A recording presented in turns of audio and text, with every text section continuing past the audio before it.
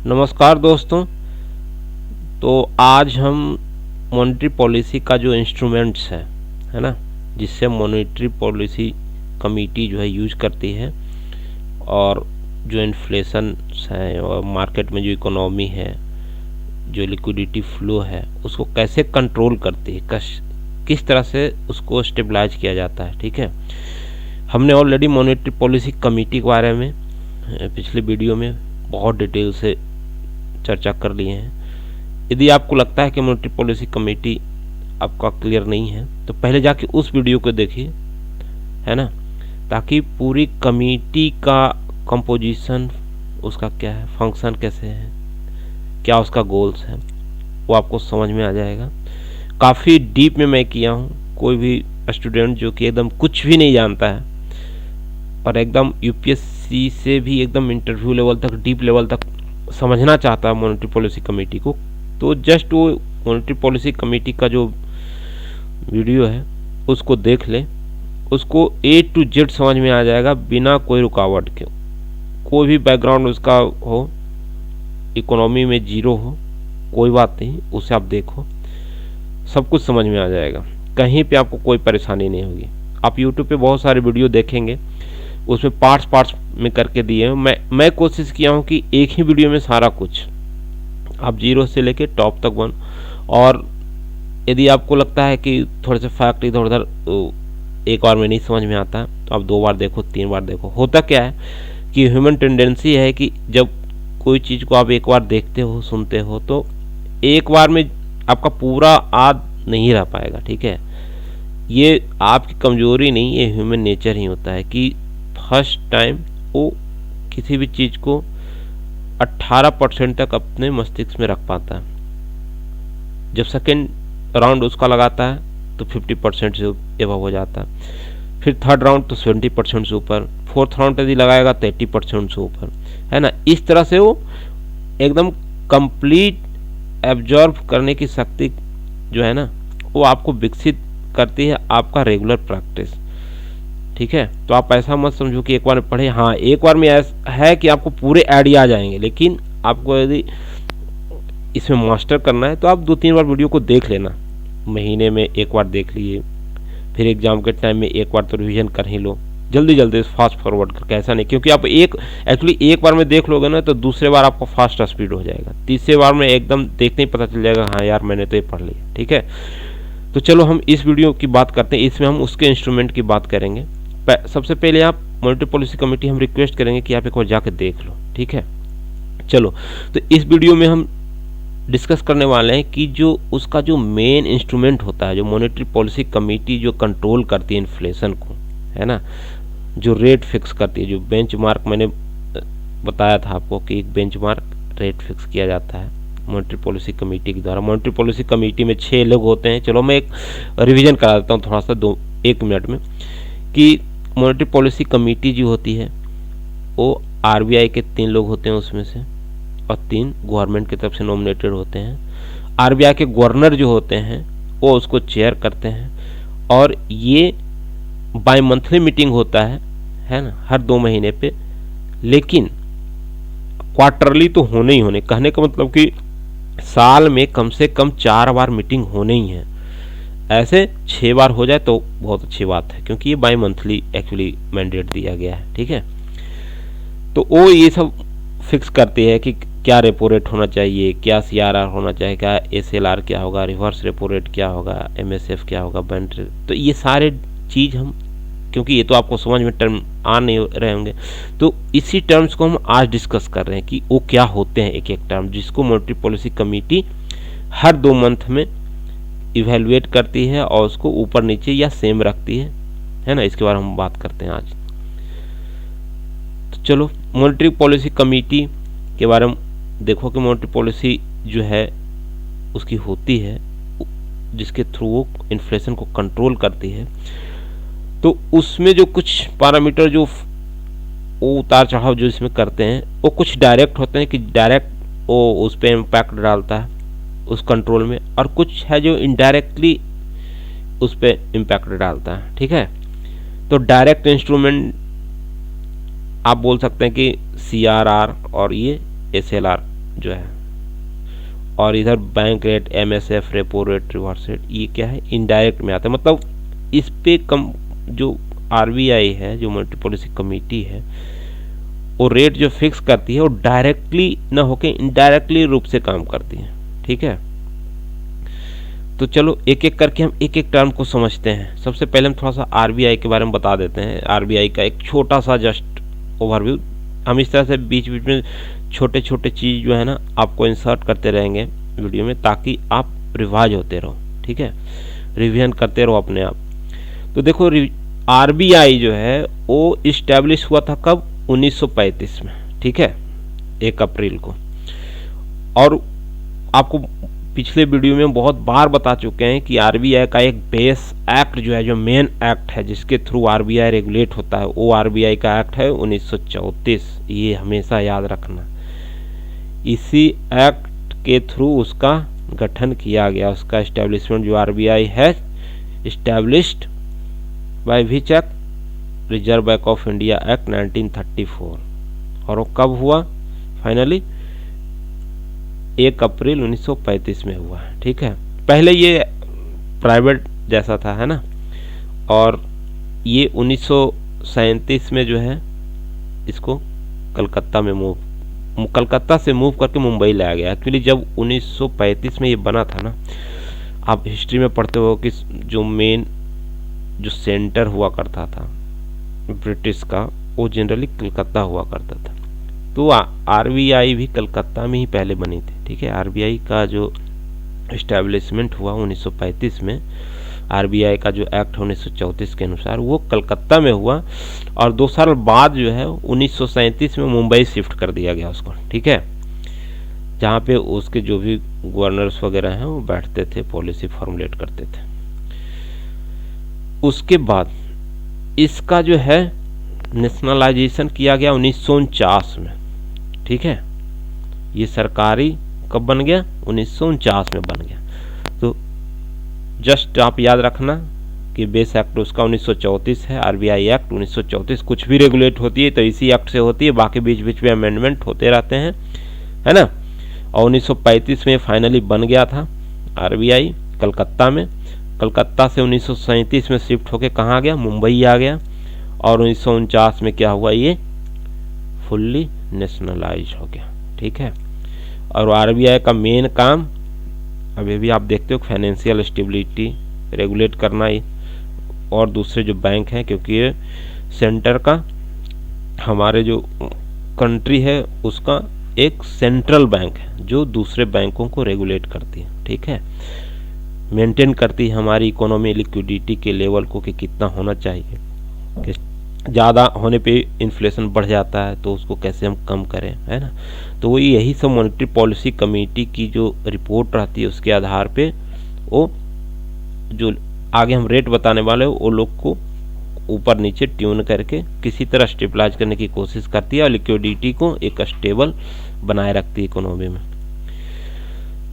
तो आगे समझने के लिए पहले हम थोड़े से ना आपको बताते हैं, ये सब टर्म्स आते हैं, कॉमर्शियल बैंक, शेड्यूल बैंक। तो आप ये समझ लो कि ये कॉमर्शियल बैंक क्या है। कॉमर्शियल बैंक जो होता है एक फाइनेंशियल इंस्टीट्यूशन होता है, जिसमें माने एक बैंक होता है जिसमें हम डिपॉजिट करते हैं, है ना। वो अकाउंट सर्विस हमको देता है, लोन्स देते हैं, और बेसिक फाइनेंशियल प्रोडक्ट जैसे कि certificate of deposits, saving account individual को देगा, या करंट अकाउंट जैसे कुछ बिजनेस लोग जो कंपनी होती है उसको करंट अकाउंट्स वगैरह, या स्मॉल बिजनेस को जो भी ये फाइनेंशियल ट्रांजैक्शन के लिए अकाउंट्स लोन्स देते हैं। तो ऐसे फाइनेंशियल इंस्टीट्यूशंस क्या कहलाते हैं, कॉमर्शियल, माने कॉमर्स मतलब पैसे के लेन देन करने के लिए ये बैंक रहते हैं। ठीक है, तो इसमें 3 तरह के बैंक होते हैं। एक तो पब्लिक सेक्टर बैंक होगा जिसको कि गवर्नमेंट की पार्टनरशिप में चलती है, या गवर्नमेंट का जो शेयर होता है, आप जनरली जानते होंगे या नहीं जानते तो बता देते हैं कि पब्लिक जैसे ही आप देखें ना बट तो समझ लेना कि 50% से ऊपर में हिस्सेदारी गवर्नमेंट की है वहाँ पे। ठीक है, जो भी कंपनी मान लो 100 करोड़ की कंपनी है या 100 करोड़ की कोई बैंक है, तो उसमें 50 करोड़ से ज़्यादा 51 करोड़ हो सकता है या उससे ज़्यादा। क्या है, मैंने 50% से ज़्यादा जो ऑनरशिप होती है गवर्नमेंट की होती है, तो वो पब्लिक सेक्टर में आ जाते हैं। तो पब्लिक सेक्टर बैंक कुछ होते हैं, कुछ प्राइवेट सेक्टर बैंक होते हैं। जैसे आप देखते हो ये सब जो ICICI बैंक है या HDFC बैंक है, ये सब क्या है कि प्राइवेट बैंक। उसी तरह से फॉरेन बैंक हैं, जैसे DBS है ना, डिजिटल बैंक ऑफ सिंगापुर, ये सब जो है ये सब क्या है, फॉरेन बैंक है। तो जस्ट इतना ही इसमें बताने के लिए हम किए हैं ताकि आपको आगे कोई दिक्कत ना हो। शेड्यूल्ड बैंक ये थोड़ा सा इंपॉर्टेंट है। शेड्यूल्ड बैंक पे जनरली लोग ध्यान नहीं देते हैं कि है क्या। तो शेड्यूल्ड बैंक वैसा बैंक है, वैसा कॉमर्शियल बैंक या वैसा बैंक जो कि RBI का जो एक्ट है ना, मेन 1934 वाला जो एक्ट है, उसके एक शेड्यूल्स है। जैसे हमारे कॉन्स्टिट्यूशन में कुछ शेड्यूल्स है ना, जैसे हम लोग के कॉन्स्टिट्यूशन में 12 शेड्यूल है अभी, तो उसी तरह से RBI का जो भी एक्ट हो वो भी एक तरह से RBI का संविधान है कि कैसे रेगुलेट होगा नहीं होगा। तो RBI का जो एक्ट है 1934 में ना, उसमें एक सेकेंड शेड्यूल है। तो जो भी बैंक है यदि वो इसमें लिस्टेड है, यानी RBI अपने अंदर में उसको लिस्टेड करके रखी है सेकेंड शेड्यूल में, तो वो ऐसे बैंक जो है शेड्यूल्ड बैंक कहलाती है ना। और वो जो शेड्यूल्ड बैंक रहता है वो कुछ क्राइटेरिया होगा RBI का, उसको सेटिस्फाइड करेगा, है ना। वो क्राइटेरिया उससे RBI का वही जो 1934 का एक्ट है उसमें सेक्शन 42 में लिस्टेड रहता है कि ये क्राइटेरिया रहना चाहिए, तो ही हम इसको शेड्यूल करेंगे, अपने सेकंड शेड्यूल में इसको लिस्ट करेंगे, है ना। अच्छा, जो बैंक उसके शेड्यूल्ड सेकंड शेड्यूल में लिस्टेड रहेंगे उसको RBI रेगुलेट करेगी अपने हिसाब से, जो भी उसका रेगुलेशंस बने हुए हैं उसके लिए, है ना। अच्छा, ये एक क्राइटेरिया है जस्ट शेड्यूल बैंक के लिए कि उसका जो है ना कम से कम 5 लाख का जो है वो पेड अप कैपिटल या रेज फंड मैंने उसके पास होना चाहिए 5 लाख का कम से कम, वही उसमें लिस्टेड हो पाएंगे। और ये जो भी बैंक हैं उनको बेनिफिट मिलती है, लो इंटरेस्ट का लोन्स, जो भी करेक्ट मतलब RBI से उसको जो भी बेनिफिट, जितने भी बैंक RBI से रेगुलेट होते हैं या जो बेनिफिट RBI दे सकती है वो इन्हीं बैंक को देगी, क्योंकि वो अपने अंडर में लिस्टेड करके रखे कि हाँ ये बैंक्स को हम रेगुलेट करेंगे, है ना, ये मेरे सेकंड शेड्यूल में है लिस्टेड, ठीक है। तो शेड्यूल बैंक जनरली आपको आएगा आगे टर्म्स वगैरह, तो घबराना नहीं है, जस्ट सिंपली याद रखना है कि वैसा बैंक जो RBI का जो एक्ट है उसके सेकंड शेड्यूल में लिस्टेड है, ठीक है। ये सब क्वेश्चन जनरली क्या है ना कि UPSC के इंटरव्यूज वगैरह में पूछ लिए जाते हैं, या फैक्चुअल क्वेश्चन आपके आ जाएंगे वो स्टेट PCS वगैरह में, या मेंस में यदि आप ये चीज़ एक दो बार सुन लिए हो तो आप लिख सकते हो, ठीक है। ब्रैकेट में जैसे शेड्यूल बैंक लिखे आप तो उसके ब्रैकेट में लिखिए कि those bank listed in second schedule of RBI act 1934। तो जो एग्जामिनर समझेंगे कि हाँ इसको ऑलरेडी ये सब नॉलेज है, कोई दिक्कत ही नहीं है ना, क्योंकि आप डीप में पढ़ चुके हैं सब चीज़ें। अब यहाँ पे थोड़ा सा मैं शेड्यूल और नॉन शेड्यूल बैंक में जनरली अंतर बता दें कि जो उसमें लिस्टेड नहीं रहेगा क्या क्या उसको बेनिफिट मिलेगा नहीं मिलेगा क्या है, तो ये देख लो एक बार। सेकेंड लिस्ट में शेड्यूल वाला लिस्टेड रहेगा, वो लिस्टेड नहीं रहेगा, है ना। शेड्यूल बैंक की जो बैंकिंग कंपनी जिसका कि पेड अप कैपिटल ऐसा 5 लाख या उससे अधिक होना चाहिए। नॉन शेड्यूल बैंक है तो उसको ये सब कंप्लाई करने से कोई मतलब ही नहीं है, ठीक है।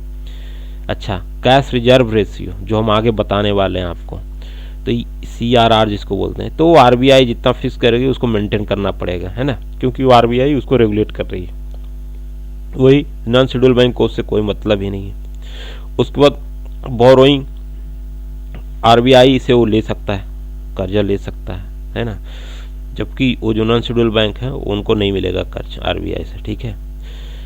कॉमर्शियल बैंक आपको पहले बता दिए, जो प्राइवेट बैंक्स वगैरह जो ये सब देखते हो HDFC ICICI ये सब SBI ये सब क्या है, शेड्यूल्ड बैंक है, ये ऑलरेडी उनके शेड्यूल्ड में हैं। कुछ बैंक होते हैं जैसे स्टेट कोऑपरेटिव बैंक होते हैं या बहुत नए ऐसे बैंक लोकल बैंक्स जो कि उसमें शेड्यूल्ड नहीं होते हैं, ठीक है।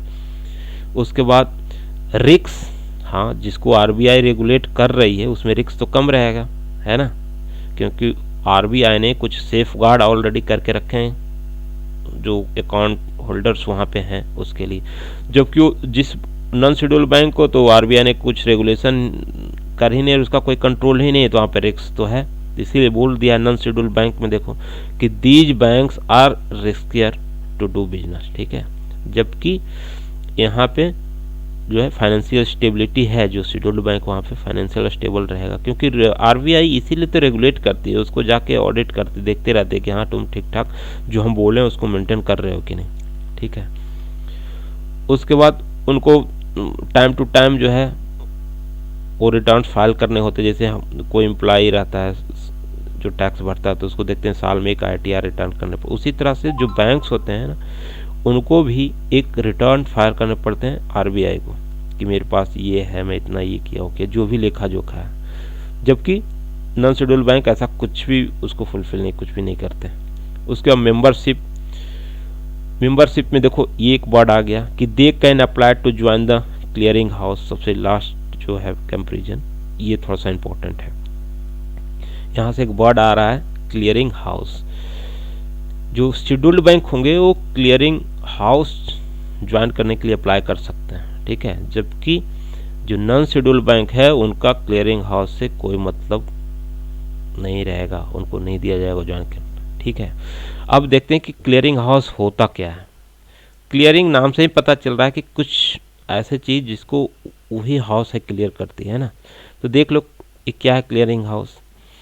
पहले इमेज में समझ लो कि मान लो सेलर कुछ सेल कर रहा है ना, कुछ हमने खरीदा और कहीं से कुछ ऑनलाइन पेमेंट किया, तो ऑनलाइन जो पेमेंट है, जैसे हमने फ्लिपकार्ट पे कुछ पेमेंट किया, अब पेमेंट किया, सामान मिला, लेकिन पेमेंट मेरे अकाउंट से कटा सही उसके अकाउंट में गया कि नहीं, ये कौन करता है? क्लियरिंग हाउस करता है, ठीक है। माने एक तरफ सेलर पार्टी, एक तरफ बायर पार्टी, दोनों के बीच अकाउंट का ट्रांजैक्शन जो है उसको इंश्योर करना है ना, ताकि कुछ भी गलत ना हो, एकदम सेमलेस ट्रांजैक्शन हो, कोई भी ऐसा डट्टी रीड ना हो। जब आप यदि डेटाबेस वगैरह जानते हो, कहने का मतलब कि कुछ गलत ना हो, ठीक है। ऊपर में जो टेक्स्ट लिखे हैं उसको आप देखो तो, और अब इतना हम बताए ना तो उसमें आप और क्लियर मिलेगा कि एक clearing house is a financial institution form to facilitate the exchange of payments, ठीक है। इधर से जो पेमेंट किया उधर जो पहुंचाना, उसको एक्सचेंज का काम करवाती है। सिक्योरिटी प्रोवाइड करती है, हाँ कि एकदम आप ही के अकाउंट में जाएगा, दूसरे के अकाउंट में नहीं जाएगा। यदि 100 रुपये किया है तो 100 ही रुपया जाएगा, उस टाइम क्या है तो उसी टाइम वहाँ पे होना चाहिए। Derivatives transactions, the clearing house stand between two clearing firm, ठीक है, जैसे कि यहाँ पे देख रहे हैं सेलर एंड बायर। इसका पर्पस एक ही होता है, रिड्यूस करना रिस्क को, ठीक है। जो ट्रांजैक्शन है उसका सेटलमेंट में कोई रिस्क ना रहे, क्योंकि ये डेडिकेटेड होता है ये पूरा, ठीक है। कि इसका काम ही रहता है कि पेमेंट गेटवे को मॉनिटर करना, पेमेंट गेटवे सही काम कर रहा है कि नहीं, उसने जो पेमेंट किया वहाँ तक पहुँचा कि नहीं, यदि पहुँचा तो फिर इसको एक्नॉलेज कर देता है कि हाँ पहुँच गया, है ना। ये clearing house as is an intermediatory between buyers and seller, ठीक है। तो एक तरह से बिचौलिए का काम करता है, बीच में रह के, है ना। An office maintained by group of banks, अब इसको चलाएगा तो जहाँ जहाँ पैसे जाएंगे, यानी बैंक ही तो कोई होगा जहाँ, जैसे आपका कार्ड से पेमेंट करते हैं तो SBI के कार्ड से करेंगे, एक्सिस बैंक के कार्ड, ऐसे। तो एक तरफ उसी बैंक के गेटवे से आ रहा है आपका पेमेंट्स, दूसरी तरफ कहीं पे जा रहा है, फ्लिपकार्ट भी कहीं पे अकाउंट खोले हुए हैं जिसके अकाउंट में वो पैसे डिपॉजिट हो रहे हैं, या फ्लिपकार्ट पे जो सेलर लिस्टेड है उसके अकाउंट में हो सकता है डायरेक्ट जाता हो। तो इधर भी कुछ बैंक्स के ग्रुप्स हैं, उधर भी, तो उस सारे बैंक के ग्रुप के बीच में एक ऑफिस जैसा ये मेंटेन रहता है क्लियरिंग हाउस, है ना। और वो इधर से उधर ट्रांजैक्शन को एक्सचेंज करने में, है ना, और उसके चेक एंड बैलेंस करने में काम करता है, ठीक है। इंडिया में जो है टोटल इस तरह से 860 क्लियरिंग हाउसेज हैं अभी तक, ठीक है। 860 में ये डेटा मैंने आरबीआई के साइट से ही लिया है, कोई ऐसा नहीं कि जहाँ तहाँ से मिल गया है। जो भी डेटा हम आपको देंगे ना पूरा ऑथेंटिक रहेगा। तो 860 जो बैंकर्स क्लीयरिंग हाउस है उसमें से अकेले 840 जो है ना वो SBI द्वारा मैनेज किया जाता है। ठीक है, SBI उसको मैनेज करती है। अलग एक डिपार्टमेंट ही होता है जो ये सब क्लियरेंस को देखता है, लेकिन उसको जो देख रेख करता है वो SBI करता है ना। तो सोचो कि 90% से ऊपर जो क्लियरिंग हाउस है उसकी देख रेख स्टेट बैंक ऑफ इंडिया या उसका कुछ एसोसिएट्स बैंक है उसके द्वारा किया जाता है। उसके बाद 14 जो है वो खुद RBI मैनेज करती है और 6 जो है दूसरे नेशनलाइज बैंक हैं वो करते हैं। तो कहने का मतलब है कि अब सिंपली ये फैक्ट तो कहीं नहीं पूछे जाएंगे, चाहे स्टेट पे से कहीं भी। एक जस्ट हम आपको डिटेल में, ताकि आपका इंटरेस्ट बना रहे और आप समझ पाओ कि क्लियरिंग हाउस होता क्या है। उसके बाद जनरली ये मेजर्स जो सिटीज होते हैं वहाँ पे ही हैं, जो RBI जो मैनेज करती है 14 जो क्लियरिंग हाउस अपने, वो जनरली मेट्रो सिटी और जो बड़े बड़े सिटी हैं उसमें है ना। फिर लास्ट में मैंने लास्ट पैराग्राफ में फिर से वही चीज़ रिपीट करने की कोशिश किया है ताकि आप एक बार और क्लियर हो जाए कि क्लियरिंग हाउस क्या है। तो ये इसका काम आप इतना समझो कि बायर और सेलर के बीच फाइनेंशियल ट्रांजैक्शन जो है उसको वैलिडेट और फाइनलाइज और इंश्योर करने में एक इमीडिएटर का काम करता है, एक तो बीच के ऑफिस का काम करता है जो हमेशा इंश्योर करता है कि बायर्स ने जो बाय किए हैं उसके अगेंस्ट में जो उसने पेमेंट किया है और वो पेमेंट सेलर के पास पहुंचा या ना पहुंचा। ठीक है, कितना ट्रांजैक्शन इधर से हुआ है उतना ही उधर पहुंचा कि नहीं पहुंचा। ठीक है, ऑथेंटिक पेमेंट सोर्स है कि नहीं, है ना। ऐसा नहीं कि कोई फॉरेन से कोई ट्रांजैक्शंस कर रहा है ना। तो जो भी रूल्स एंड रेगुलेशन RBI के हैं उसको फॉलो कर रहा है कि नहीं। तो सारे ऑब्लिगेशंस जो हैं वो सारे फुलफिल चेक एंड बैलेंस ये क्लियरिंग हाउस ही करता है। ठीक है, चलो अब एक स्टार्ट करते हैं बैंक रेट से। बैंक रेट एकदम सिंपल, आप ये समझ के रखो कि ये सेंट्रल बैंक जो है ना इसको मैनेज करती है। और ये बैंक रेट क्या है, एक इंटरेस्ट रेट है। ठीक है, जिस रेट पे सेंट्रल बैंक जो है यानी RBI जो हमारे कंट्री में जितने बैंक हैं उसको जो मनी उधार में देती है शॉर्ट टर्म्स के लिए। ठीक है, छोटे समय के लिए जब कोई उसको पैसे लोन देती है RBI, तो जिस रेट पे देती है उसी को हम बैंक रेट बोलते हैं। एकदम सिंपल, कुछ भी इसमें लेना नहीं। माने RBI से जो बैंक को पैसे जिस रेट पे मिलते हैं वो क्या है, बैंक रेट है। और ये शॉर्ट टर्म्स के लिए होते हैं। ठीक है, lower bank rates can help to expand the economy of lowering the cost of fund of borrower. मतलब जब कभी पैसे की जरूरत पड़ गई किसी छोटे बैंक को, तो क्या करती है, दूसरे बैंक हायर बैंक के पास जाएगी। मान लो SBI को जरूरत पड़ गई, वो RBI के पास जाएगी और बोलेगी कि हमें 10 दिन के लिए आप पैसे दे दो। तो जिस रेट पे RBI SBI को देगी पैसे वो रेट बैंक रेट कहलाएगा। ठीक है, एक्चुअली इसका जो जरूरत है ना बैंक रेट आजकल उतना इम्पोर्टेंट तो नहीं है, लेकिन जब कोई पेनाल्टी किसी बैंक पे लगानी रहती है, RBI जब कोई पेनाल्टी लगाती है, कोई डिफॉल्टर बैंक मान लो SBI को बोला गया कि आपको ये SLR ACRR मेंटेन करना है। हम आगे बताएंगे SLR CRR क्या है। अभी जस्ट इतना समझ लो कि मान लो कुछ SLR और CRR कुछ ऐसा पैरामीटर है जो कि SBI को मेंटेन करने, और मान लो कि उसने मेंटेन नहीं किया, RBI चेकिंग में पाया कि इसका वायोलेशन इसने कर दिया, है ना। तो जब उस पर पेनाल्टी फिक्स होती है तो पहले दिन की पेनाल्टी जो होती है वो यही बैंक रेट में 3% एक्स्ट्रा ऐड करके होता है, और एक दिन से ज़्यादा की पेनाल्टी लगती है तो बैंक रेट पे 5% से रेट से जो इंटरेस्ट होता है उसके हिसाब से सब्सिक्वेंट डे का वो पेनाल्टी चार्ज करती है ना। तो उस समय ये बैंक रेट थोड़ा सा इम्पोर्टेंट हो जाता है, क्योंकि इसी को बेस मान के वो पेनाल्टी लगाती है। ठीक है, तो अब मेन जो आया आपका यहाँ से स्टार्ट हो गया इंस्ट्रूमेंट उसका पॉलिसी का, जो मॉनेटरी पॉलिसी कमेटी जो बना रही थी कि हम ऐसे रखते हैं रेपो रेट। आप जनरली न्यूज़ में सुनते हैं कि रेपो रेट ये है वो है। तो रेपो रेट क्या है, वो जस्ट सिंपली ये समझो कि सेंट्रल बैंक जब लोन देती है ना किसी बैंक को,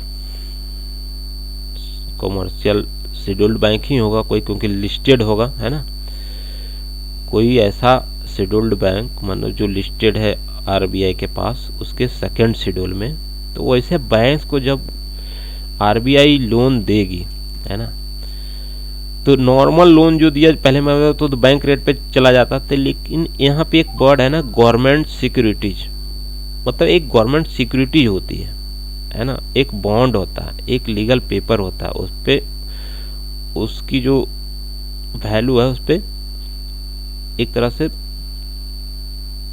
प्रिंटेड रहती है कि हाँ इसकी ये वैल्यू है। जैसे हम आप देखते हैं कि ये 10 रुपये है, तो 10 रुपये पे लिखा रहता है कि ये 10 रुपये में धारक को इतना अदा करता, तो क्या है एक तरह से गवर्नमेंट सिक्योरिटीज है वो। तो उसी तरह से बैंक के पास कुछ गवर्नमेंट सिक्योरिटी, कुछ लीगल डॉक्यूमेंट्स होते हैं, उसकी कुछ वैल्यू होती है, तो उसको आरबीआई लेती है और उसकी जितनी वैल्यू रहती है उसके हिसाब से वो उसको लोन देती है। मतलब एक तरह से वो गिरवी रख लिया उसको, है ना, गवर्नमेंट सिक्योरिटी लेना ही लेना। ये रेपो रेट और बैंक रेट में हमेशा यही डिफरेंस देखो कि रेपो रेट क्या है कि उसमें हमेशा याद रखना कि ये लिखा रहेगा कि आरबीआई लोन देगी बैंक को अगेंस्ट गवर्नमेंट सिक्योरिटी। ये वर्ड जरूर आप यूज करना, नहीं तो जनरली लोग क्या रेपो रेट पूछो तो जिस रेट पे बैंक लोन देती है और आरबीआई बैंक को लोन देती है, सिंपली आप किसी कैंडिडेट से पूछो जनरली जो यूपीएससी की तैयारी करे वो यही बोल देंगे कि आरबीआई जिस रेट पे बैंक को लोन देती है वो रेपो रेट कहलाती है। नहीं, ये गलत, ऐसे नहीं बोलना है आपको, ये तो बैंक रेट हो गया। जिस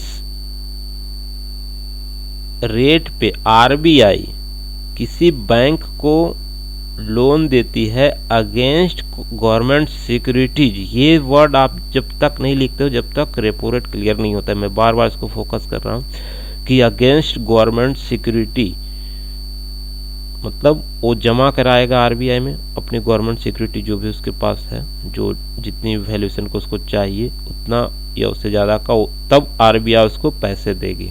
ठीक है, सेंट्रल बैंक उसको लोन देगी कमर्शियल बैंक को जो मांग रही, डिमांड कर रही है।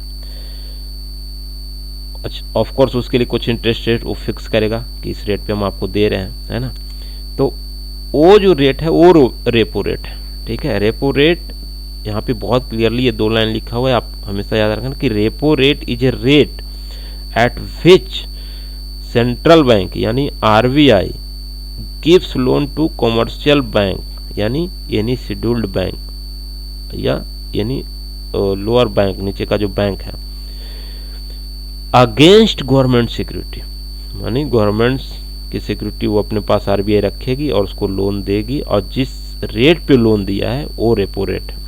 और इसी रेपो रेट को जनरली की पॉलिसी रेट भी बोला जाता है आजकल। ठीक है, पॉलिसी रेट मानी ये एकदम मास्टर स्ट्रोक होता है। ये पहले बैंक रेट होता था पॉलिसी रेट, जब तक रेपो रेट चर्चा में नहीं थी। आज भी बहुत सारे कंट्रीज में जो है ना बैंक रेट ही पॉलिसी रेट होती है, लेकिन इंडिया में repo rate as a policy rate है। ठीक है, तो जनरली आप याद रखो कि रेपो रेट क्या है, आरबीआई जिस रेट पे शेड्यूल्ड बैंक को, शेड्यूल्ड कमर्शियल बैंक को लोन देती है अगेंस्ट गवर्नमेंट सिक्योरिटीज। ठीक है, यहाँ पे पर्पस क्या है रेपो का, तो ये भी हम समझा दें कि in repo one party sell assets, है ना, वही जो गवर्नमेंट सिक्योरिटी दे रही है आरबीआई को। आपको पहले ही फोटो में यहाँ पे दिखाया है ना इमेज में, ये देखो तो बैंक की तरफ से क्या आ रहा है, government security. With repurchase agreement, मतलब बोला जा रहा है कि हम वापस इसको ले लेंगे जिस समय आपके हम पैसे लौटाएंगे। ठीक है, यानी government security with repurchase agreement, उसी को हम यहाँ पे फिर लिखे हैं कि in a repo one party sell an assets to another party at one price and commit to repurchase, मतलब बैंक बोलती है आरबीआई से कि हम फिर आपसे रीपर्चेज कर लेंगे इस चीज को, द सेम और another part of the same asset from the second party यानी आरबीआई से, हाँ, विथ डिफरेंट प्राइस।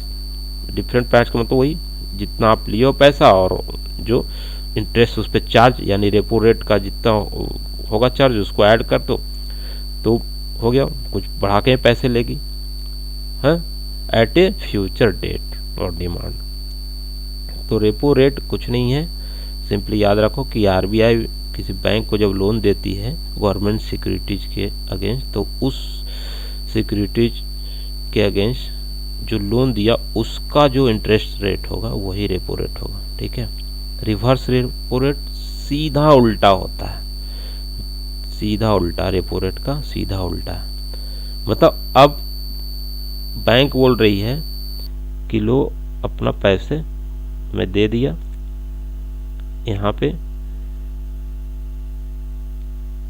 और तुम मुझे क्या करो, गवर्नमेंट सिक्योरिटीज उसके बदले में दो। ठीक है, वापस करेगा। अच्छा, यदि उस समय वो लौटाया है लोन तो ठीक है, इंटरेस्ट नहीं मिले, इंटरेस्ट तो देगा। लेकिन मान लो कि अभी आरबीआई और बैंक में कोई लेन देन नहीं है और बैंक ही गया पैसे जमा करने, है ना, मतलब कहने का मतलब बैंक पैसे जमा कर रही है और आरबीआई उसको कुछ गवर्नमेंट सिक्योरिटीज दे रही है, तो बैंक पैसे जमा कर रही है तो उसको कुछ इंटरेस्ट रेट तो मिलेगा, है ना। तो आरबीआई जो इंटरेस्ट रेट देगा ना उस पैसे जमा पे, बैंक के पैसे पे जो इंटरेस्ट रेट बैंक को कमिट करेगा वो होगा रिवर्स रेपो रेट, है ना। और यहाँ पे ये याद रखो कि जैसे आरबीआई कैश देता था तो बैंक गवर्नमेंट सिक्योरिटी देती थी, उसी तरह से यहाँ पे बैंक कैश देगा तो आरबीआई इसको सिक्योरिटी देगी गवर्नमेंट की, मैंने एक लीगल डॉक्यूमेंट देगा जिसपे ऑब्लिगेशन होगा कि मैं इतना पेमेंट करूँगा इतना दिन बाद, और इंटरेस्ट रेट तो दोनों में जिस पे जमा करेगा इंटरेस्ट देगा। यदि आरबीआई इंटरेस्ट देगी तो उसको रिवर्स रेपो रेट वाला रेट मिलेगा, और यदि बैंक इंटरेस्ट देगा जब लोन लेगा आरबीआई से तो उसमें रेपो रेट वाला लगेगा। ठीक है, तो reverse repo rate is the interest that RBI pay to bank for the fund that bank deposit with it, है ना। यानी बैंक जब रुपये आरबीआई में रखेगी तो उसका जो इंटरेस्ट रेट आरबीआई बैंक को देता है वही रिवर्स रेपो रेट होता है। ठीक है, अब देखो दोनों में कंपैरिजन यहाँ पे और क्लियर हो जाएगा।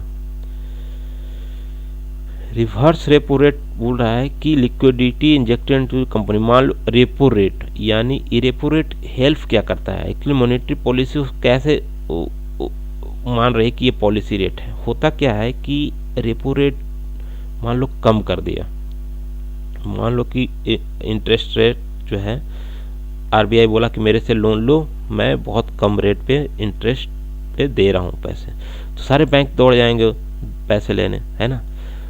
तो बैंक को पैसे मिल जाएगा, बैंक कस्टमर्स को लोन देगी, कस्टमर्स लोन लेके कस्टमर के पास लोन आ गया, पैसे आ गए तो मार्केट से परचेज वगैरह करेगा। तो कहने का मतलब इकोनॉमी में लिक्विडिटी फ्लो को ये क्या करता है, इंक्रीज करता है रेपो रेट यदि घटा दिया जाए तो। जबकि रिवर्स रेपो रेट उल्टा करता है, क्योंकि बैंक क्या किया, पैसे जमा कर रहा है आरबीआई, मैंने बैंक से पैसे जा रहे हैं, तो बैंक पैसा कहाँ से लाएगा, जो हम लोग जमा करते हैं उससे, मतलब वो नीचे से पैसा फ्लो ऊपर जा रहा है, आरबीआई के पास जा रहा है, यानी मार्केट में पैसे कम हो रही है, लिक्विडिटी एब्जॉर्ब हो रही है इकोनॉमी से, है ना।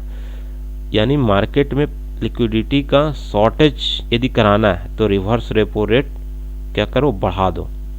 यानी कहने का मतलब आरबीआई बोले कि मेरे पास पैसे जमा करो, हम बहुत ज़्यादा इंटरेस्ट देंगे, तो सारे बैंक क्या करेंगे, उसके पास पैसे रख देंगे, है ना। तो इसीलिए ये सब देखो, ये सब इनडायरेक्ट टूल्स हैं। आरबीआई इसीलिए घटाती बढ़ाती इकोनॉमी में मनी को कैसे कंट्रोल करना है, मान लो इकोनॉमी में जैसे पेंडेमिक में आप देखोगे कि जो ये कोविड का पेंडेमिक है, इसमें रेपो रेट क्या कर दिया गया, एकदम कम रखा गया। क्यों कम रखा गया?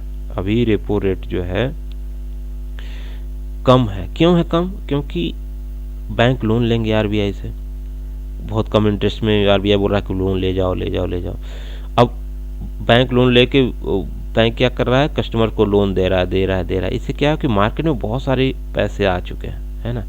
किस लिए ऐसा किया गया? इसलिए किया गया कि मार्केट में पैसे हो, इकोनॉमी कमजोर ना पड़े, सभी लोगों के पास पैसे हो, सब लोग क्या करें, जब पैसे आ जाएंगे आपके पास तो आप खरीदने जाएंगे मार्केट में खरीदने जाएंगे। इसका मतलब आप डिमांड कर रहे हैं क्या चीज़ का, जो आपको ज़रूरत है, तो उसका प्रोडक्शन किया जाएगा।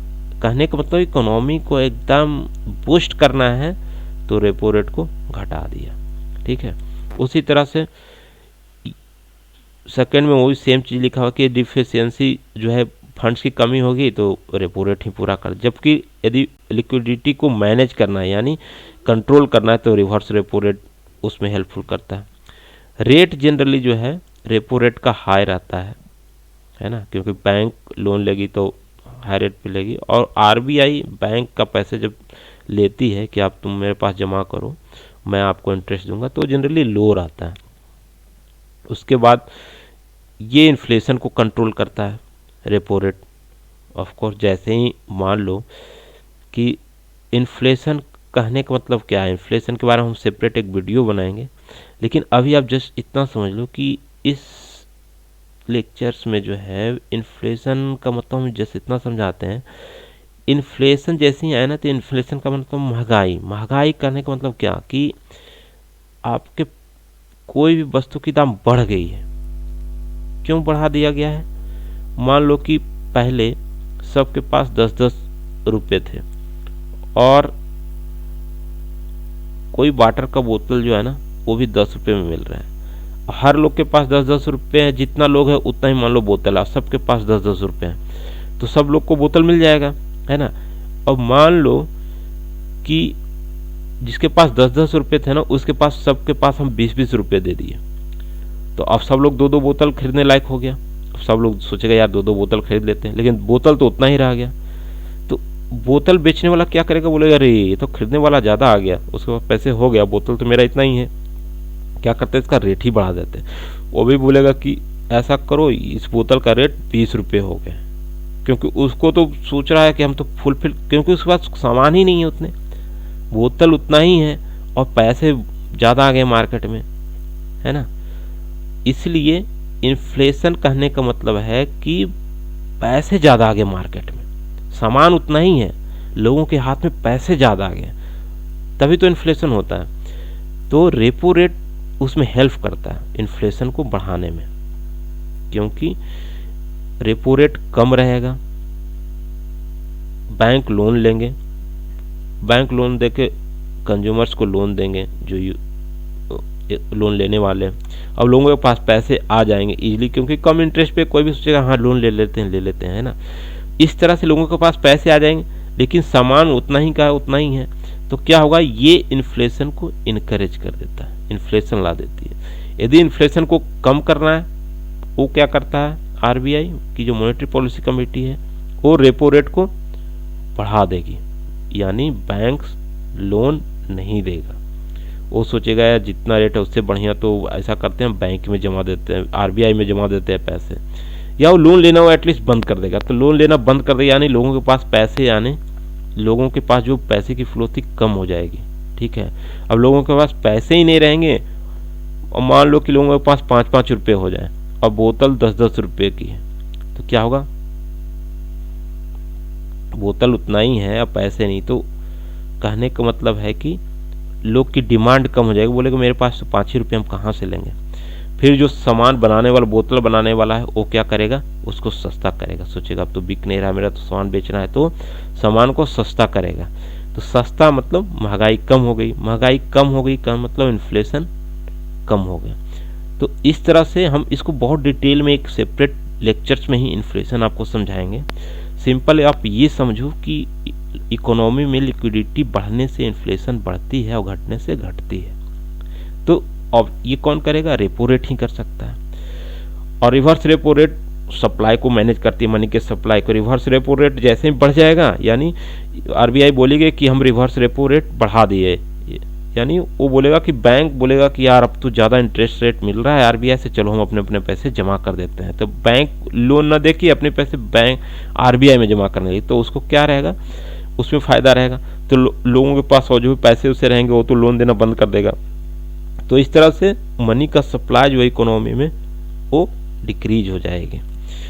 उसी तरह से दोनों में रीपर्चेज एग्रीमेंट होता है ना। ये तो बता दिए कि जब भी कैश जाएगा तो दूसरा पार्टी क्या करेगा? उसको एक गवर्नमेंट सिक्योरिटी देगा और उसमें लिखा रहेगा कि रीपर्चेज एग्रीमेंट। उसी में रिवर्स रेपो रेट में भी सेम काम होता है, एक गवर्नमेंट सिक्योरिटी में लिखा रहता है कि हम इसको रीपर्चेज करेंगे। ठीक है। Impact of increase in the rate, ये मैंने बता दिया कि it will commercially bank borrow less from the central bank. जैसे ही इंक्रीज कर देगा रेपो रेट इंक्रीज कर देगा तो सेंट्रल बैंक से यानी आरबीआई से क्या हो जाएगा? जो लोकल कमर्शियल बैंक है, जो शेड्यूल्ड बैंक है, वो लोन लेना कम कर देंगे क्योंकि इंटरेस्ट रेट हाई हो जाएगा। उसी तरह से यदि रेपो रेट बढ़ा दिया जाए तो सेंट्रल बैंक के पास मनी सप्लाई कर दिया जाएगा शेड्यूल्ड बैंक से, क्योंकि शेड्यूल्ड बैंक सोचेगा मुझे तो ज़्यादा फायदा आरबीआई के पास पैसे जमा करने में हो रहे क्योंकि रिवर्स रेपो रेट बढ़ चुका है। ठीक है। डिक्रीज करने में सीधा उल्टा होगा, जो कि नीचे में लिखा हुआ आप देख लेना। ठीक है। चलो आगे। अब एसएलआर, जैसे रिवर्स रेपो रेट आपने देख लिया और रेपो रेट देख लिया, अब एसएलआर है, स्टैट्यूटरी लिक्विडिटी रेशियो। ये क्या है? आरबीआई जो है ना दो तरीका अपनाती है, एक एसएलआर और एक सीआरआर। ये डायरेक्ट उनका इंस्ट्रूमेंट है आरबीआई का, जिससे कि है वो मॉनेटरी पॉलिसी को कंट्रोल करती है। अब एसएलआर बोलता है कि मिनिमम रिजर्व रिक्वायरमेंट मेंटेन करना है किसी भी बैंक को। ठीक है। मिनिमम कि इतना आपको मिनिमम अपने पास रखना ही रखना है कैश। मान लो हमने किसी बैंक में एसबीआई में 10,000 रुपये दिए, ठीक है, या 100 रुपये जमा किए, तो आरबीआई बताती है एसबीआई को कि कोई भी कैंडिडेट, कोई भी जो अकाउंट होल्डर्स है, यदि आपके पास 100 रुपया जमा करते हैं तो आपको क्या है ना 22 रुपये सेपरेट रख देने हैं, या 20 रुपये जो भी परसेंट रहेगा। एसएलआर एक परसेंटेज में बताया जाता है आरबीआई से कि अभी ये चल रहा है, तो जो बैंक है ना उसको उतने परसेंटेज जो है ना पैसे काट के एक अलग वॉल्ट, एक अलग सा अकाउंट होता है एसएलआर का, उसमें अपने पास ही रखती हो लेकिन वो रख देती है ताकि कोई क्रिटिकल सिचुएशन में जो वैसा कुछ एबनॉर्मल सिचुएशन क्रिएट हो जाए तो उस वॉल्ट से एटलीस्ट कुछ रिस्क को मिनिमाइज किया जा सके। ठीक है। तो आरबीआई जो परसेंटेज फिक्स करती है बैंक के लिए कि आपके पास इतने परसेंट मिनिमम लिक्विडिटी होनी चाहिए जो आपके पास रिजर्व रहे, है ना। तो उसी लिक्विडिटी रेशियो को हम लोग बोलते हैं एसएलआर, यानी स्टैट्यूटरी लिक्विडिटी रेशियो। अब देखो इसका एक फॉर्मल डेफिनेशन यहाँ पे दिया हुआ है कि SLR refer to the minimum reserve requirement, माने minimum reserve requirement that need to be maintain by commercial bank. ठीक है। उतना मिनिमम रिक्वायरमेंट रिजर्व रखना ही रखना है। This term use by the Indian government, है ना। स्टैट्यूटरी इंडिकेट यानी मैंडेटरी, लीगली रिक्वायर्ड, है ना। तो आप एकदम इसको मानो कि कोई भी बैंक जो है, जो शेड्यूल्ड बैंक है, जो सेकंड शेड्यूल में आरबीआई के जो एक्ट उसमें लिस्टेड है, तो उस बैंक को ये फुलफिल करने ही पड़ेंगे आरबीआई जो परसेंटेज फिक्स करेगी उतना परसेंट उसको रिजर्व में रखने ही पड़ेंगे, उसको खर्च नहीं कर सकती है। ठीक है, आरबीआई का जो एक्ट है वो कहता है कि every commercial bank in India has to keep a certain amount of time deposit as well as demand deposit. ये चीज़ मैंने आपको ऑलरेडी एकदम पहले वाले वीडियो में देखोगे तो उसमें पता चलेगा कि नेट डिमांड टाइम लायबिलिटीज आपने को हम बता दी है, क्योंकि ये जो एसएलआर है उसी पे कैलकुलेट होती है कि उसका कितना परसेंटेज आपको रखना है। ठीक है, तो बोल रहा है कि जो भी ऐसे सिंपली आप ये भाषा में समझो कि कोई कैंडिडेट, कोई सेविंग अकाउंट होल्डर्स यदि आता है पैसे जमा करने 100 रुपये, तो उसमें कुछ परसेंटेज उसको रिजर्व रखने हैं अपने पास, उनके अपने ही वॉलेट में, अपने ही पॉकेट में रखने, लेकिन एक सेपरेट करके रखा जाता है जिसको RBI time to time audit करते रहती है। उनका एक अपना पॉलिसी होता है, वो कब ऑडिट करते हैं, लेकिन आप जस्ट इतना समझो कि इसको आरबीआई के पास जमा नहीं करना है, उनके पास ही रहता है, बैंक के पास ही रहता है, लेकिन वो रिजर्व रहते हैं, उसको वो किसी दूसरे चीज़ों में खर्च नहीं कर सकता है। जनरली बैंक करता क्या है कि जो आप पैसे जमा करते हो ना, किसी दूसरे को लोन दे देती है या किसी से गवर्नमेंट सिक्योरिटी परचेज कर लिया, जो किया वो खर्च जैसे बैंक करे, लेकिन जितना एसएलआर आरबीआई ने बोल के रखा है कि इतना परसेंट आपको मेंटेन करना है आपके रिजर्व में, तो उस पर वो कुछ भी नहीं कर सकती, उसको वो एकदम इंडिपेंडेंटली क्या है मेंटेन करेगी एक अलग रिजर्व में। ठीक है, अच्छा, ये लिक्विडिटी जो रेशियो है ना एसएलआर, ये कैश भी हो सकता है, गोल्ड भी हो सकता है और सिक्योरिटीज भी हो सकता है। गवर्नमेंट सिक्योरिटी ऐसा कुछ है तो वो भी वो मेंटेन करके रख सकती है, लेकिन उतना परसेंट फुलफिल होना चाहिए। ठीक है, अब यहाँ पे एक सीआरआर है, एसएलआर देखो आपको पहले मैं बता चुका हूँ। यहाँ पे देखो कि मॉनेटरी पॉलिसी कमेटी में उधर मैंने आपको बैंक रेट बता दिए हैं कि बैंक रेट क्या है। सिंपली आरबीआई जब किसी बैंक को लोन देती है विदाउट एनी गवर्नमेंट सिक्योरिटी, यहाँ पे कोई गवर्नमेंट सिक्योरिटी वगैरह का चर्चा नहीं है, कोई भी गिरवी उर्मी आपको नहीं रखना है। ठीक है, शॉर्ट टर्म के लिए जो लोन देती है उस पर जो रेट लगाती है वो बैंक रेट होता है। एमएसएफ हम आपको आगे बताने वाले हैं। रेपो रेट बता दिया कि जिस रेट पे आरबीआई किसी बैंक को लोन देती है अगेंस्ट गवर्नमेंट सिक्योरिटीज, और रिवर्स रेपो रेट उल्टा होता है जब कोई बैंक पैसे रखती है आरबीआई में अगेंस्ट गवर्नमेंट सिक्योरिटी, तो उसको रिवर्स रेपो रेट बोलते हैं। तो इधर वाले ये सब इनडायरेक्ट इंस्ट्रूमेंट है, और डायरेक्ट इंस्ट्रूमेंट में ये जो एसएलआर मैंने बताया है ना कि आपको इतने रिजर्व, आरबीआई बोल दिया स्ट्रिक्टली बैंक को कि आपको 20% मेंटेन करने हैं रिजर्व में। 100 रुपया कोई देता है तो 20 रुपया आपको सेपरेट करके रख देने हैं। तो वो जो रिजर्व मैंडेटरी मेंटेन करने का जो परसेंटेज फिक्स किया है उसी को हम लोग बोलते हैं एसएलआर, स्टैट्यूटरी लिक्विडिटी रेशियो। अब एक डायरेक्ट इंस्ट्रूमेंट में जो है कैश रिजर्व रेशियो, ये क्या है?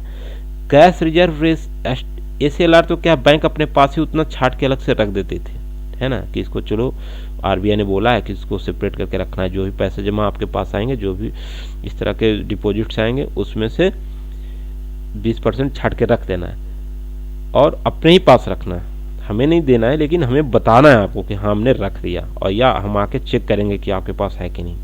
सीआरआर में क्या होता है कि सेम चीज आरबीआई बोलती है कि इतना परसेंट आपको मेरे पास जमा कर देना है, ठीक है। अब आरबीआई बोलती है कि मेरे पास रखो उसको उतना परसेंट को, तो वही हम बताने वाले हैं कि सीआरआर क्या है। देखो यहाँ पे फिगर से पहले देखो आराम से समझोगे आप कि कोई कस्टमर जो है 100 करोड़ जमा किया बैंक में, ठीक है। अब बैंक में जमा किया और मान लो कि मॉनेटरी पॉलिसी कमेटी जो है ना वो बोलिए कि सीआरआर रेट अभी आरबीआई का 4% है, यानी कैश रिजर्व रेशियो ये जो सीआरआर है 4% है, तो 100 करोड़ में 4 करोड़ सीधा बैंक को आरबीआई को दे देने, बोले कि मैं आपके पास रख देता हूँ, ठीक है, 4 करोड़ रखने हैं। आरबीआई बोलती है कि मेरे पास आपको रख देने हैं, कुछ भी खर्चा नहीं करना है। और एसएलआर यानी मान लो 20% करेंट रेट यदि एसएलआर हो तो 96 में फिर से 20 का घटाओ, मैंने जितना डिपॉजिट दिया था, ठीक है, 100 में 4 उधर गया और 20 यानी 20 वो अपने 5 सेपरेट करके बैंक एक एसएलआर में रख देगा। तो फाइनली बैंक का जो यूज करने का पैसा आया वो कितना आया, 96 में आप 20 माइनस कर दो यानी 76, है ना, यानी 76 करोड़ रुपए जो है वो किसी को लोन बैंक दे सकती है, ठीक है। लेकिन इतने उसको मेंटेन करना ही, तो ये क्या हुआ, एसएलआर और सीआरआर एकदम डायरेक्ट टूल्स हैं, है ना, आरबीआई के मॉनेटरी पॉलिसी कमेटी का डायरेक्ट टूल्स है इस तरह के पैसे को अपने कंट्रोल में रखने का। अब मान लो कि सीआरआर बढ़ा देगा, है ना, 4% अभी है, इसको मान लो 8% कर दे आरबीआई, तो ज़्यादा पैसे आरबीआई के पास आएंगे, है ना। या एसएलआर सीआरआर एसएलआर कोई भी बढ़ा देगा तो बैंक के पास उतने ही कम पैसे बचेंगे उसके यूज के लिए, लोन वगैरह देने के लिए। यानी कहने का मतलब है यदि गवर्नमेंट ऑफ इंडिया बोले आरबीआई को या आरबीआई में मॉनेटरी पॉलिसी कमेटी ये डिसीजन ले कि मार्केट से पैसे जो है ना बहुत ज़्यादा हो गए मार्केट में और इसलिए महंगाई होगी, लोगों के पास इतने पैसे हो गए हैं कि वो सामान की इतनी डिमांड करें और सामान उतनी है ही नहीं, इसलिए लोगों ने रेट बढ़ा दिया है ना, यानी इन्फ्लेशन आ गई। भाई तो इन्फ्लेशन आ गई तो इसको कैसे कंट्रोल करना है, सीधा मॉनेटरी पॉलिसी कमेटी क्या डिसीजन लेगा, बोलेगा कि ऐसा करो सीआरआर और एसएलआर ही बढ़ा दो। यानी जैसे ही बढ़ जाएगा लोग जो डिपॉजिट करेंगे पैसे उसमें से ज़्यादा पैसे अनयूज्ड कंडीशन में किसके पास आ जाएंगे, आरबीआई के कंट्रोल में आ जाएंगे, यानी बैंक उस पर लोन दे ही नहीं सकता, यानी कम पैसे लोन के लिए अवेलेबल हैं, यानी मार्केट से पैसे फ्लो में कम हो जाएंगे, है ना। तो इस तरह से मॉनेटरी पॉलिसी का ये एसएलआर और सीआरआर जो है ना एकदम डायरेक्ट टूल्स कहे जाते हैं, ठीक है। A bank does not earn interest, ये थोड़ा सा इंपॉर्टेंट है, ये आपको याद रखना। जनरली क्या होता था कि बैंक जब डिपॉजिट करती थी आरबीआई में ना तो उसे एक इंटरेस्ट रेट मिलता था, ठीक है, रिवर्स रेपो रेट में आप देख रहे थे ना कि जब बैंक कोई जमा दे रहा था पैसे आरबीआई को तो उसमें इंटरेस्ट रेट मिलता था, आरबीआई बोलती थी कि मेरा रिवर्स रेपो रेट इतना है, हम आपको इस रेट से आपको इंटरेस्ट देंगे। लेकिन सीआरआर पे आरबीआई को कोई इंटरेस्ट नहीं मिलता, ये थोड़ा सा आप नोट करके रखना, कहीं पे पूछा जा सकता है इंटरव्यू में कि क्या जो सीआरआर 4% आरबीआई ने रखे हैं, आरबीआई ने रखे अपने पास बैंक के पैसे, तो क्या आरबीआई इंटरेस्ट देगी, तो bank does not earn any interest, है ना, जो कि सीआरआर के रूप में आरबीआई मेंटेन करती है अपने पास, ठीक है ना। इसको किसी भी रूप में यूज नहीं किया जा सकता है बैंक के through. A bank does not earn interest on this liquid cash maintained with the RBI and neither can use this for investing और लेंडिंग पर्पस, मैंने किसी को इन्वेस्ट या लेंडिंग के लिए सब यूज करने के लिए अलाउ नहीं किया जाता। और नीचे जो लिखा वो मैंने बता ही दिया कि ऑब्जेक्टिव सीआरआर का क्या है कि इन्फ्लेशन कंट्रोल में रहे, यानी इन्फ्लेशन को थोड़ा सा इनकरेज करना है तो सीआरआर का रेट घट जाएगा। जैसे अभी देखो सीआरआर वगैरह बहुत अभी कम है ना, आरबीआई ने कम करके रखा है ताकि इकोनॉमी ठीक ठाक सुचारू रूप से चले, मार्केट में लिक्विडिटी ठीक ठाक रहे।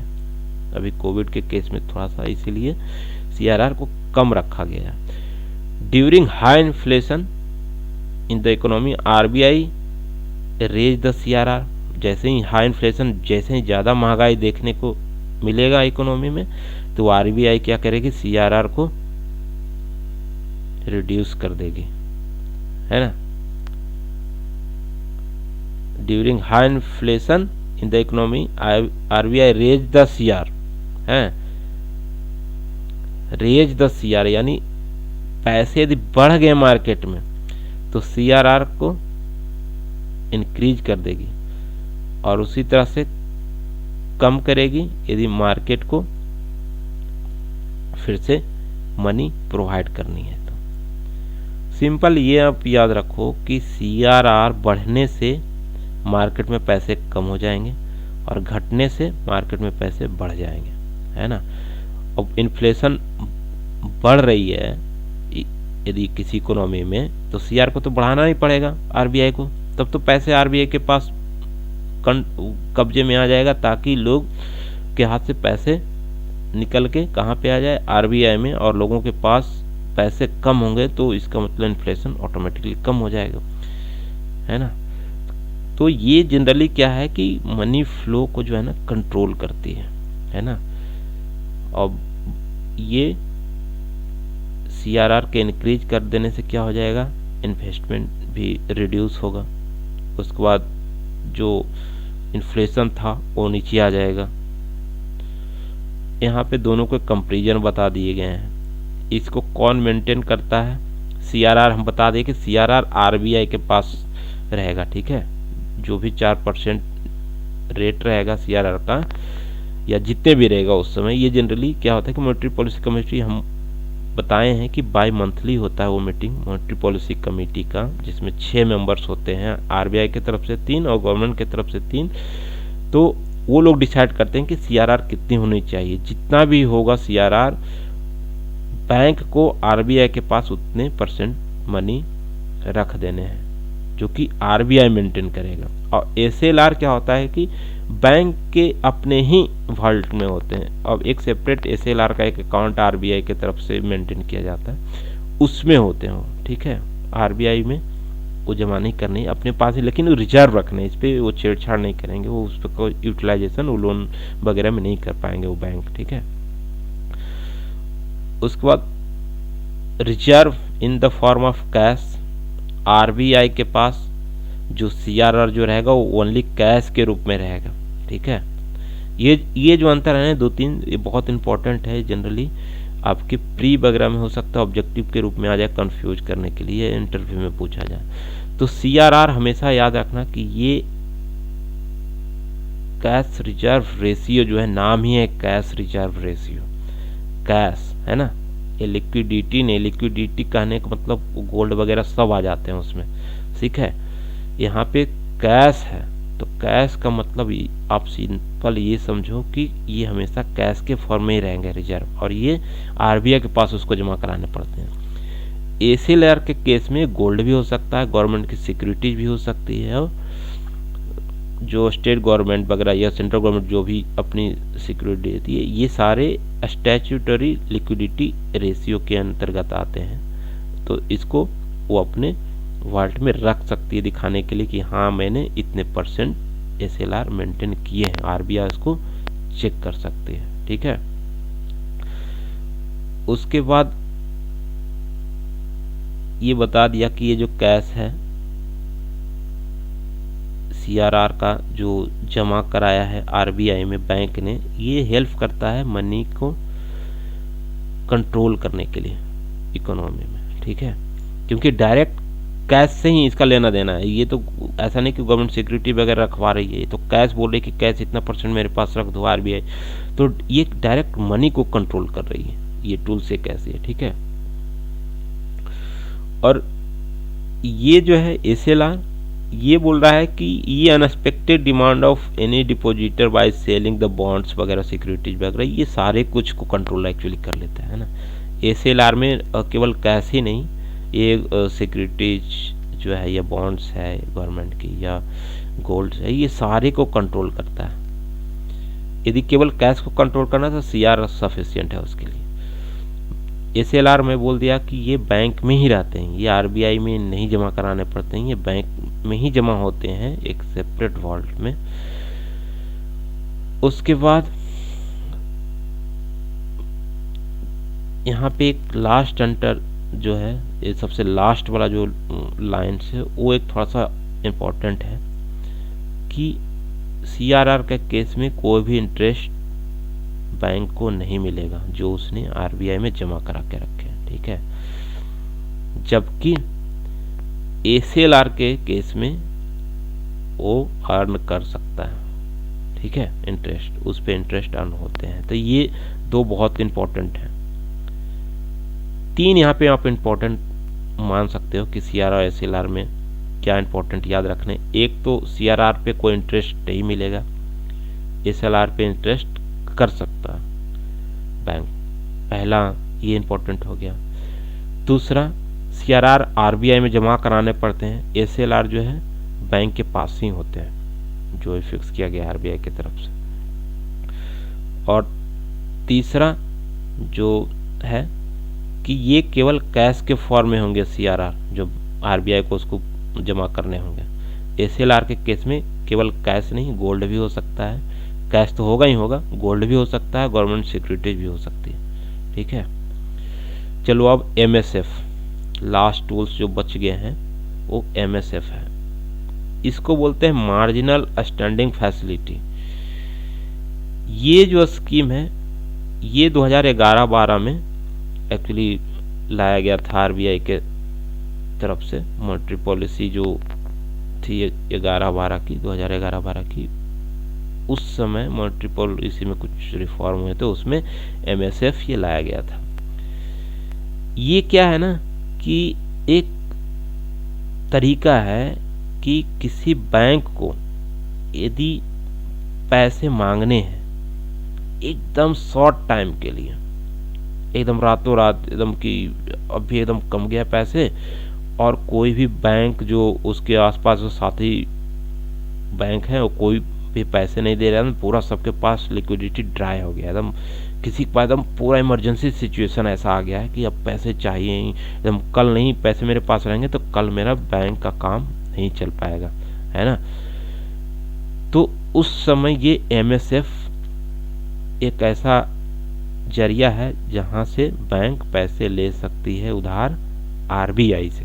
ठीक है, मतलब MSF जैसी आए तो आपके दिमाग में आ जाना चाहिए कि एकदम इमरजेंसी कंडीशन बैंक के पास है, उसके पास पैसे एकदम ख़त्म हो गए हैं और वो एकदम इमरजेंसी केस में पड़ा हुआ है और RBI से रिक्वेस्ट कर कि भाई पैसे दे दो, मेरे पास पैसे नहीं है, हमने दोस्तों से भी मांगे उसके पास भी पैसे नहीं है। ठीक है, तो यहाँ पे उसी का एक दिया गया है कि marginal standing facility MSF is a window for banks to borrow from Reserve Bank of India in an emergency situation, है ना। यही आपको MSF जैसे वर्ड आया तो आप समझना कि इन an emergency situation when inter bank liquidity dry up completely.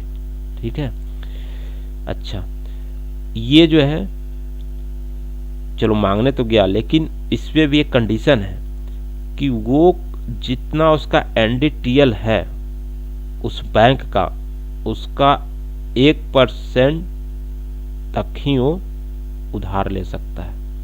ये आप याद रखना। NDTL क्या है, मैं बार बार बोल रहा हूँ कि आप पिछले वीडियो जो है ना देखते आओ, ताकि यही टर्म आपको परेशान करेंगे हर लेक्चर में, या इंडियन इकोनॉमी की कहीं भी आप मेरे लेक्चर सुनो, किसी के भी लेक्चर सुनो ना, ये सब चीज़ों से आप भागोगे तो फिर आप फंसते चले जाओगे। तो इसलिए मैं बोल रहा हूँ बार बार कि इस तरह का चीज़ जो है ना आप पहले ही क्लियर करके आओ। मैं कोशिश इसीलिए कर रहा हूँ कि उसी वर्ड को यहाँ पे लाता हूँ ताकि आपको कोई भी दिक्कत ना हो। जैसे कुछ नए वर्ड आते हैं तो मैं उसको भी क्लियर करने की कोशिश करता हूँ, लेकिन जो वर्ड ऑलरेडी मैं करवा चुका हूँ उसको मैं कितना डिटेल में, क्योंकि इसके लिए एकदम स्पेशल लेक्चर ही बनाया हूँ NDTL का, है ना।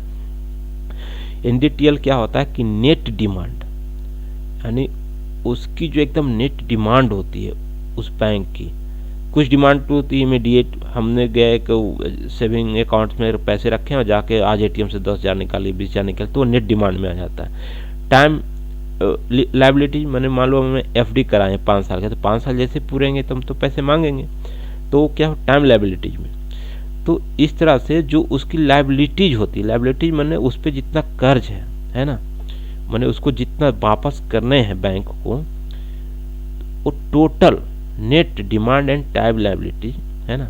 ये जो होता है कि जो उनके पास लायबिलिटीज है, जो उनको लौटाने हैं, कस्टमर आएगा मांगना, उसको हमको देना है, तो ये जितना भी किसी बैंक का होता है उसका 1% MSF बैंक को मिलेगा। यानी जो मार्जिनल स्टैंडिंग फैसिलिटी है, यानी इमरजेंसी में जो लोन देने का जो ये प्रावधान RBI ने रखा है, बोला है कि हम NDTL का 1% से ज़्यादा नहीं दे सकते। ठीक है, याद रखना कि MSF के थ्रू बैंक जो है इमरजेंसी कंडीशन में ओवरनाइट यदि कोई ऐसा डिमांड करती है लोन्स का तो 1% ही उसके NDTL का होगा। ठीक है, MSF रेट जो है, जो ओवरनाइट वो लोन ले रहा है इमरजेंसी कंडीशन में RBI से, तो जो लोन लिया उस पे जो रेट चार्ज करती है RBI वही MSF रेट होगा। ठीक है, ये हमेशा आप याद रखना कि ये इमरजेंसी कंडीशन में ही दिया जाता है ना, जब कैश शॉर्टेज या लिक्विडिटी शॉर्टेज हो जाए किसी बैंक को तो। ठीक है, MSF रेट लास्ट वाला पैराग्राफ में मैं फाइनली कर दिया हूँ कि MSF रेट जो है is the rate at which these bank यानी कॉमर्शियल शेड्यूल्ड बैंक को ही मिलेगा भैया, और किसी दूसरे बैंक को नहीं मिलेगा, है ना, जो RBI के सेकेंड शेड्यूल में लिस्टेड है यानी शेड्यूल्ड बैंक, वही बोरो कर सकती है फंड्स इमरजेंसी में ओवरनाइट फ्रॉम RBI, है ना, अगेंस्ट गवर्नमेंट सिक्योरिटी। यहाँ पे भी याद रखना है कि ऐसे हैं उसको नहीं दिया जाएगा, उसमें भी गवर्नमेंट सिक्योरिटीज आपको देने हैं RBI को, है ना, और ये फैसिलिटी लेके बैंक अपना जो कैश शॉर्टेज है, लिक्विडिटी का शॉर्टेज, उसको फुलफिल करेगा। ठीक है, तो MSF क्या है, एक इमरजेंसी में पैसे उठाने का एक जस्ट विंडो है, ऐसा समझ लें। अब जो पहले हम बैंक रेट बताया था ना सिंपल, जो कि आजकल उतने इंटरेस्टिंग नहीं है, आजकल रेपो रेट ही मेन पॉलिसी रेट होता है हमारे इंडिया में RBI का, लेकिन फिर भी अब थोड़ा सा समझ लो कि इसमें जो है ना अंतर थोड़ा सा है, ये है कि बैंक रेट में कोई भी गिरवी वगैरह इन्वॉल्व नहीं होता है, जनरली आपको यही याद रखना है। कोलेटरल का मतलब कोई गवर्नमेंट सिक्योरिटी वगैरह इन्वॉल्व नहीं होता है कि आप गवर्नमेंट सिक्योरिटी दो तब हम आपको लोन देंगे, है ना, और उस लोन पे ये बैंक रेट लगेगा। लेकिन रेपो रेट में बार बार आपको बता रहा हूँ कि ये अगेंस्ट गवर्नमेंट सिक्योरिटी मिलती है, ये शॉर्ट टर्म होते हैं, है ना, और इसमें जो है रीपर्चेज एग्रीमेंट होता है। ठीक है, जैसे ही गवर्नमेंट सिक्योरिटीज है यानी रीपर्चेज एग्रीमेंट होगा वहाँ पे कि हम चलो फिर वापस करेंगे तो आपको ये पैसे वापस करने हैं विथ इंटरेस्ट रेट जो भी होगा। उसके बाद एक अंतर है जनरली कि ये जो बैंक रेट होते हैं ना थोड़ा सा हायर होते हैं relatively repo rate bank rate से थोड़ा सा कम होता है। अब लास्ट 2 मिनट और है कि बेस बैंक का जो बेस रेट है वो क्या है, तो ये जो है एकदम मिनिमम रेट ऑफ इंटरेस्ट जो है सेट किया जाता है RBI की तरफ से कोई भी बैंक देने के लिए, है ना, लेंडिंग मतलब देना, कोई बैंक को यदि कोई लोन देना है तो उस रेट से नीचे आप लोन नहीं दे सकते, यानी बेस रेट, यानी उसके नीचे आप लोन, यदि मान लो बैंक बेस रेट यदि है 6%, तो कोई भी बैंक 6% से नीचे किसी को भी लोन नहीं देगा। ठीक है, तो base rate is the minimum rate of interest that is set by RBI, country's central bank, for lending a loan. This rate is usually taken as a standard interest rate by all bank functioning in the country. ठीक है, कि इससे कम rate में interest fix नहीं किया जाएगा जो लोन के लिए होगा। ठीक है, तो base rate means minimum lending rate, loan देने का सबसे मिनिमम रेट वो रहेगा, है ना, उसके नीचे किसी भी बैंक को RBI अलाउ नहीं करेगी लोन देने के लिए। ठीक है, उसके बाद ये 2 क्वेश्चन मैंने रखे हैं ताकि इससे थोड़ा सा क्लियर हो जाएगा आपका कंसेप्ट। जैसे बोल दिया जाए कि जनरली क्या है ना कि UPSC के जो इंटरव्यू में ऐसे क्वेश्चन नहीं पूछे जाएंगे कि रेपो रेट क्या है, वो इस तरह से क्वेश्चन पूछेंगे कि रेपो रेट कैसे इम्पैक्ट डालेगा आपके स्टॉक मार्केट को, है ना, तो स्टॉक मार्केट में क्या होता है, खरीद बिक्री होती है शेयर्स के, लोग पैसे लगाते हैं वहाँ पे। तो लोग पैसे कब लगाएंगे, जब उनके पास पैसे रहेंगे। तो यदि रेपो रेट मान लो कि घटा दिया जाए, घट जाएगा तो बैंक उधार लेंगे आरबीआई से, और नीचे पैसे फ्लो होंगे, यानी नीचे लोगों के पास पैसे आएंगे तो लोग शेयर्स खरीदेंगे, है ना। यदि रेपो रेट बढ़ा दिया जाए तो लोगों के पास पैसे कम रहेंगे, तो क्या करेगा, लोग नहीं खरीदेगा शेयर्स। तो कहने का मतलब है, यहाँ पे लिखा है कि market don't like the RBI increase the repo rate, है ना। तो स्टॉक एक्सचेंज कैसे इस पे इम्पैक्ट लेता है कि रेपो रेट अब घटा दोगे तो स्टॉक मार्केट रेट बहुत खूब चले, खूब खरीदारी होगी यहाँ पे। जैसे ही रेपो रेट बढ़ जाएगा खरीदारी कमने लगेगी, ठीक है। कहने का मतलब कोई भी क्वेश्चन है ना, जस्ट वो कंसेप्ट चेक करना चाह रहा है कि इकोनॉमी में लिक्विडिटी फ्लो पे क्या असर पड़ेगा, है ना।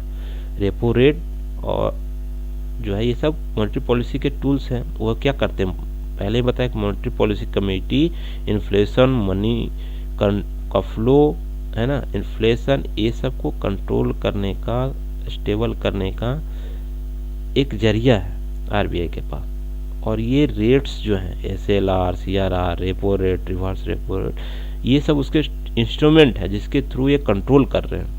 तो ये सब क्वेश्चन जस्ट आपसे इसलिए पूछा जा रहा है ताकि आप एकदम क्लियर हो जाए इनके कंसेप्ट की। रेपो रेट भैया, हाँ, जो आरबीआई बैंक को जिस इंटरेस्ट रेट पे लोन दे रही है किसी गवर्नमेंट सिक्योरिटीज के अगेंस्ट में।